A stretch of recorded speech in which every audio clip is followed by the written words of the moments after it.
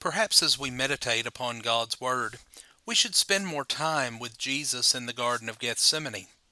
On the night of his betrayal, that garden was filled with intense emotions.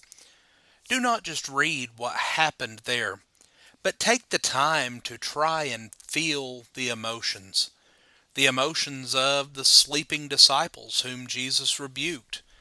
The emotions of Judas as he betrayed the Lord. The emotions of the mob. The emotions of the disciples as they fled. And above all, the emotions of Jesus. As they entered Gethsemane, and he left 8 apostles and took Peter, James, and John with him to another place, these 3 men then saw something they had never seen before. Their Lord had always seemed so strong and powerful, but now in their presence he began to be sorrowful and deeply distressed, Matthew 26 and verse 37. They saw him in a way that they had never seen him before.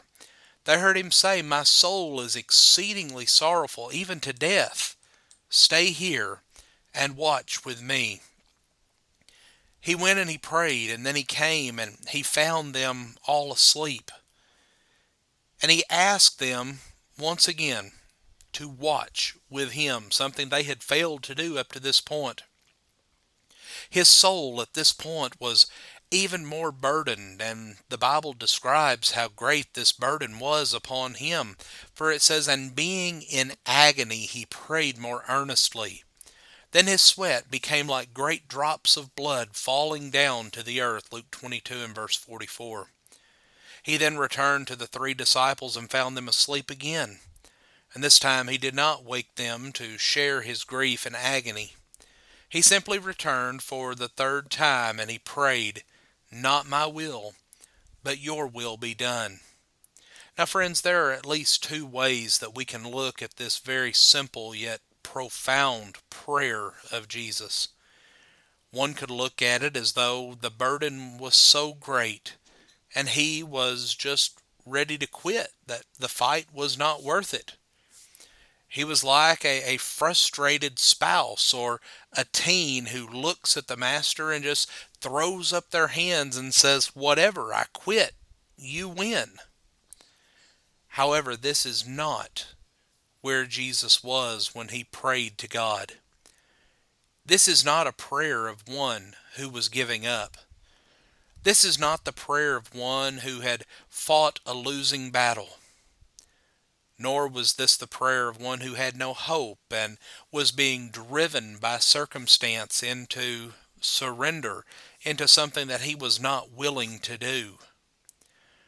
This was a prayer of trust, of perfect trust and reliance upon his Father in heaven. And friends, he was talking to his Father that he had known for all past eternity. This was a prayer from the heart of one who was loved by God and a man who loved God in return.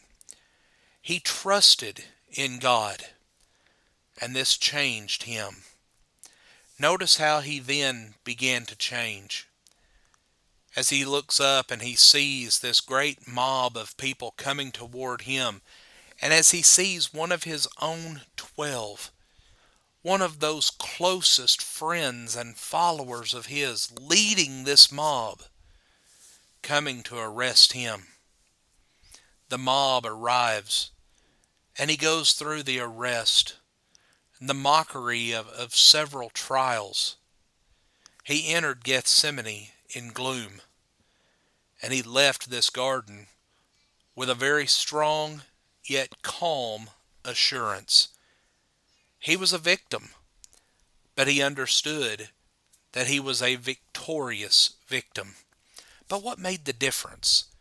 What changed a troubled soul, one in great agony, into one of calm assurance? Well, friends, the answer is very simple. He talked to the Father. When we are in despair, when we are almost ready to quit and throw in the towel and give up, we need to go to our Father in prayer and His peace will change us and will give us the victory. Friends, we thank you for joining us for our program today, and have a blessed day.